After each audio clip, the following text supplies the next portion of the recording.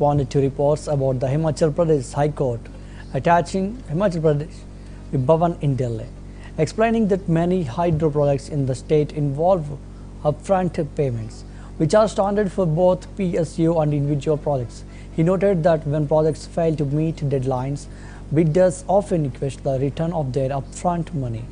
a situation that occurs in all states. While he refrained from commenting on the High Court's order, Singh expressed concern over the attachment of Himachal Bhavan, calling it a symbol of the state. He stated that any legal matters related to the attachment should be dealt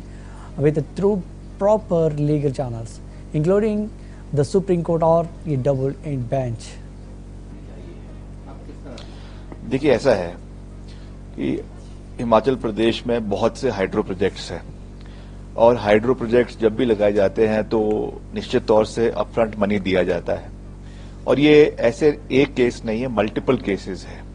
चाहे वो बड़े projects है, चाहे वो PSUs के projects है, चाहे वो इंडिविजुअल के प्रोजेक्ट्स है, तो उसमें ये चीजें चलती है। और बहुत से बारी ऐसा होता है कि project execute for various reasons, चाहे वो एफसीए की क्लियरेंस है, एफआरए की क्लियरेंस है, चाहे लैंड अवेलेबिलिटी की प्रॉब्लम्स है या और कोई प्रॉब्लम्स है, उसकी वजह से एग्जीक्यूट नहीं हो पाता है। तो निश्चित तौर से जो उसका समय तिथि है, जब उस पर पूरा नहीं होगा तो जो बिडर है या जिनको अवार्ड हुआ है उस प्रोजेक्ट की एग्जीक्यूशन, वो कोर्ट में जाते हैं कि हमारा अपफ्रंट मनी वापस दिया जाए। ऐसे बहुत से केसेस हैं, मैंने पहले भी उदाहरण दिया कि जब झांगन थोपन पवारी प्रोजेक्ट था या और भी ऐसे प्रोजेक्ट्स थे जिसमें अपफ्रंट मनी जमा किया गया था और वो केसेस चाहे वो अदानी के है, चाहे वो ब्रास्कॉन्स के है, चाहे वो रिलायंस के है, वो ऑलरेडी कोर्ट में चले हुए हैं। उसमें भी करोड़ों रुपए का अपफ्रंट मनी है। तो ये this is one of the case. और ये हिमाचल में नहीं है, हर राज्य के हर सरकार में ऐसी चीजें होती है। आज इसमें पिछले कल माननीय हाईकोर्ट ने जो ऑर्डर दिया है उस पर तो मैं कोई टिप्पणी नहीं करना चाहूंगा, मगर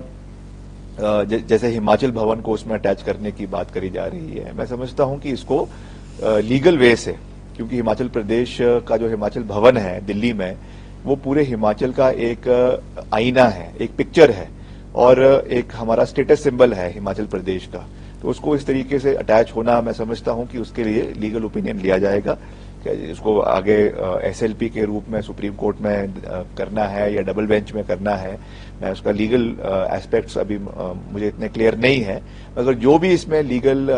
वे आउट है, कैसे इसको आगे हमने चैलेंज करना है, definitely that will be done और ये चीजें चलती रहेगी। जैसा मैंने कहा, इंस्टेंट केस जो है ये 2009 का है। 2009 से ये मसला चला हुआ है, इसमें अलग अलग कोर्ट से अलग अलग ऑर्डर्स आए हैं, कभी सरकार के पक्ष में आए हैं, कभी सरकार के विरुद्ध आए हैं, ये बात है। मगर इसको जो राजनीतिक रूप से जोड़ने की कोशिश करी जा रही है और लगातार इसमें भाजपा के नेताओं के बयान आ रहे हैं, तो उनको याद रहना चाहिए कि 2009 कला क्षेत्र प्रांगणाనికి వచ్చిన తర్వాత देखिए, ऐसा है कि हिमाचल प्रदेश